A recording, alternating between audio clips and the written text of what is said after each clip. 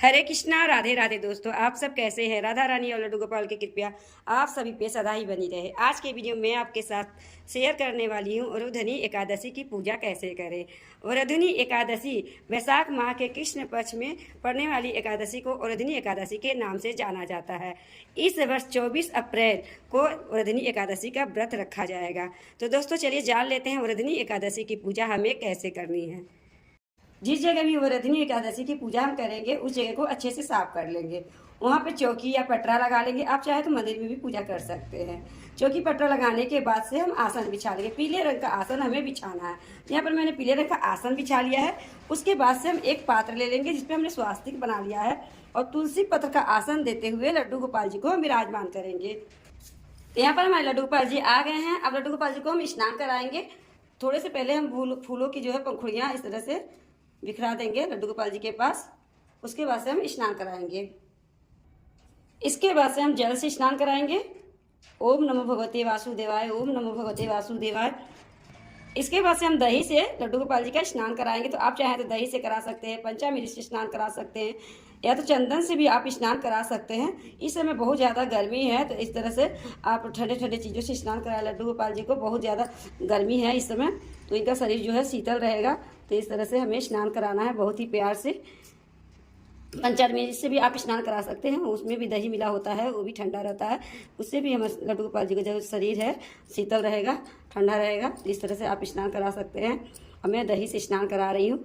स्नान कराते समय ओम नमो भगवते वासुदेवाय, ओम नमो भगवते वासुदेवाय। उसके बाद हम जल से स्नान करा देंगे। यहाँ पर हमारे लड्डू गोपाल जी ने स्नान कर लिया है। उसके बाद से हम साफ टावल से पोंछ लेंगे इनको। पोंछने के बाद से हम इनका सुंदर सा श्रृंगार करेंगे। और इस जल को आप इधर उधर ना फेंकें, किसी गमले में डाल सकते हैं और प्रसाद के रूप में ग्रहण भी कर सकते हैं।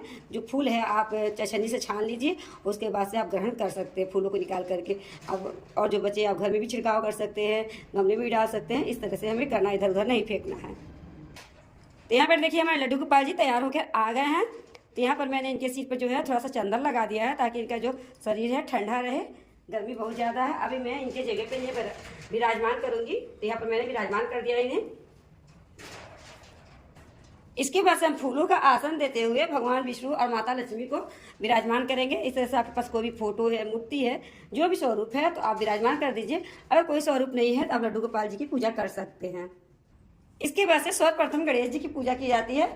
फूलों का आसन देते हुए हम गणेश भगवान को भी विराजमान करेंगे। इसके बाद से एक प्लेट में फूलों का आसन दे करके तो सबसे पहले हम दीपक प्रज्वलित कर लेंगे, क्योंकि दीपक हमारी पूजा का साक्षी होता है। इसलिए हम दीपक जो है पहले प्रज्वलित कर लेंगे। इसके बाद से हम भाव रूप से स्नान करा लेंगे। सबसे पहले गणेश भगवान कराएंगे। भगवान विष्णु को, माता लक्ष्मी को, जितने भी देवी देवता हैं फोटो में, सभी को हम स्नान करा देंगे। लड्डू गोपाल जी को हमने पहले स्नान करा दिया है। इसके बाद हम गणेश जी को कलावा समर्पित करेंगे, वस्त्ररूपी जनेऊ समर्पित कर देंगे। भगवान विष्णु को भी कलावा समर्पित कर देंगे, जनेऊ समर्पित कर दें आप। उसके बाद से हम तिलक करेंगे।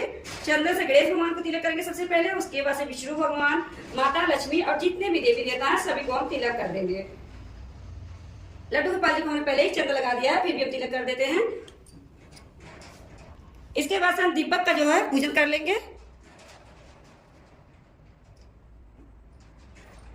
गणेश भगवान जी को रोली समर्पित कर देंगे। माता लक्ष्मी जी को भी सिंदूर हम समर्पित कर देंगे। गणेश भगवान को फूल समर्पित कर देंगे। जो भी फूल आपको मिल जाते हैं वो फूल समर्पित कर दें। माता लक्ष्मी जी को भी फूल समर्पित कर देंगे, लाल फूल कर देंगे। और विष्णु भगवान जी को पीले फूल समर्पित कर देंगे। लड्डू गोपाल जी को भी फूल समर्पित कर देंगे। जो भी फूल आपको मिल जाते हैं वो फूल समर्पित कर दें। उसके बाद से आपको माला अगर मिल जाती है तो माला भी समर्पित कर दीजिए। मैंने यहाँ पर माला विष्णु भगवान को समर्पित किया हुआ है। इसके बाद से हम गणेश भगवान को भोग समर्पित करेंगे। तो भोग हम गणेश भगवान को अलग से समर्पित करेंगे, क्योंकि इनके भोग में है जो तुलसी पत्तर नहीं डाले जाते हैं। और विष्णु भगवान, लड्डू गोपाल जी को अलग से हम भोग समर्पित करेंगे। विष्णु भगवान और लड्डू गोपाल जी के भोग में हम तुलसी पत्र डाल देंगे, क्योंकि बिना तुलसी के भोग स्वीकार नहीं करते हैं। तो तुलसी पत्र हमें एकादशी के दिन नहीं तोड़नी है, पहले ही तोड़ ले रही है। एक दिन पहले हमें तोड़ लेना है एकादशी का, एक दिन पहले। इसके अलावा आप देखिए खरबूजे का भोग जरूर लगाइए। वर्धनी एकादशी में खरबूजे का भोग लगाया जाता है। और इसके अलावा और दूसरा फल भी आप लगा सकते हैं। तो यहाँ पर मैंने ठंडी ठंडी चीज़ों का भोग लगाया हुआ है, दही लगाया हुआ है, खरबूजा लगाया हुआ है और खीरा का भोग मैंने लगाया है। इसी तरह से आप भी लगा सकते हैं और ककड़ी का भी भोग आप लगा सकते हैं। इस तरह से हमने भोग लगाया है। इसके बाद से आप चाहे तो दूध का लगा सकते हैं, दूध से बने हुए खीर का लगा सकते हैं। साबूदाने का खीर, चावल का प्रयोग हमें नहीं करना है। चावल का उपयोग हमें एकादशी के दिन नहीं करना रहता, तो चावल का खीर भोग नहीं लगाइएगा। साबूदाने का खीर का भोग आप लगा सकते हैं। इसके बाद से बहुत ही प्रेम पूर्वक से हम धूप दिखा देंगे।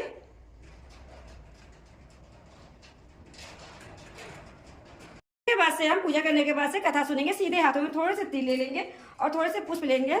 उसके बाद से हम कथा सुनेंगे।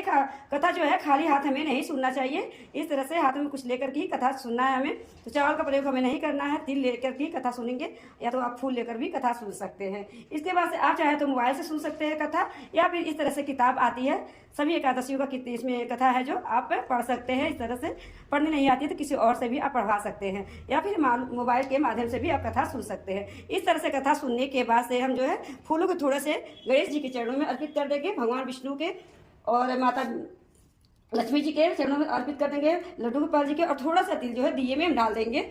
जितने दिल चटकते हैं उतने हमारे दुखों का निवारण होता है, इस तरह से कहा जाता है। इस तरह से करने के बाद से हाथ जोड़ के क्षमा याचना करेंगे। हे विष्णु भगवान जी, बड़े लड्डू गोपाल जी, गणेश जी, जो भी हमारी पूजा में कमी रही हो उसे क्षमा करिएगा और हमारी पूजा को स्वीकार करिएगा, हमारी मनोकामनाओं को पूर्ण करिएगा। इस तरह से करने के बाद से हम दक्षिणा अर्पित करेंगे। दक्षिणा अपने सामर्थ्य के अनुसार जरूर चढ़ाना। दक्षिणा हमारी पूजा की कमियों को पूरा करता है, तो इसलिए दक्षिणा जरूर चढ़ा दीजिएगा जितना आपका सामर्थ्य हो। इस तरह से हमारी पूजा जो है संपन्न हो जाती है। तो दोस्तों, इस तरह से वर्धनी एकादशी की पूजा आप कर सकते हैं। वर्धनी एकादशी का व्रत रखने से मनुष्य को सौभाग्य की प्राप्ति होती है, पापों से मुक्ति मिलती है और मोक्ष की प्राप्ति होती है। इस व्रत को करने से भगवान विष्णु के सभी अवतार प्रसन्न होते हैं और भगवान विष्णु की कृपा व्यक्ति पर हमेशा बनी रहती है। जीवन में धन धान्य की कभी भी कमी नहीं होती है। यह एकादशी जीवन को शुद्ध करने वाली एकादशी मानी जाती है।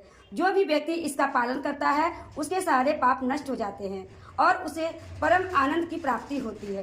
तो दोस्तों, हर एकादशी का व्रत आपको जरूर करना चाहिए अपने पाप को नष्ट करने के लिए। अगर आप व्रत रखने में सामर्थ्य नहीं है तो पूजा करें, नियम का पालन करें। भगवान सूर्य देव को सुबह अर्घ देने के बाद माता तुलसा की पूजा करें। माता तुलसा की पूजा करना है, दीप जलाना है, धूप दिखाना है, लेकिन जल नहीं चढ़ाना है उन्हें। उस दिन एकादशी के दिन बहुत सारे लोग जल नहीं चढ़ाते हैं, तो आप सिंपल तरीके से पूजन कर सकते हैं। उसके बाद भगवान विष्णु का पूजन करिए आप, और उस दिन चावल का प्रयोग ना करें, तामसिक भोजन ना करें, कम से कम बोले भगवान का नाम जाप करें। इस तरह से करने से भी आपको पुण्य फल की प्राप्ति हो सकती है। तो दोस्तों, इस तरह से हमें वर्धनी एकादशी का नियम का पालन करना होता है और सारे एकादशियों भी इसी तरह से हमें पालन करना होता है। इसके बाद से पूजा करने की थोड़ी देर बाद हम प्रसाद को पूरे परिवार को बांट देंगे। लोटे का जल है जो सूर्य भगवान को हम अर्घ दे देंगे। उसके बाद से हमें शाम के समय इसी जगह पे दीपक जलाना है, थोड़ा सा प्रसाद हम चढ़ा देंगे। उसके बाद सुबह हम स्नान आदि करने के बाद से चौकी हटाएंगे। तो चौकी हटाने के लिए भगवान विष्णु और गणेश भगवान को उनके जगह पर हम विराजमान करेंगे और फूलों को है जो गमले में डाल दीजिएगा, इधर उधर मत फेंकिएगा। और दक्षिणा आप चाहे तो किसी को दान दे सकते हैं या फिर आप पूजा का सामान भी मंगा सकते हैं। तो इस तरह से वर्धनी एकादशी की हमें चौकी हटानी है। तो दोस्तों, आपको छोटा सा वीडियो कैसा लगा, अच्छा लगा हो तो वीडियो को लाइक कर दीजिएगा। चैनल को सब्सक्राइब नहीं किए हैं तो चैनल को सब्सक्राइब कर दीजिएगा। अगले वीडियो मिलते हैं। राधे राधे।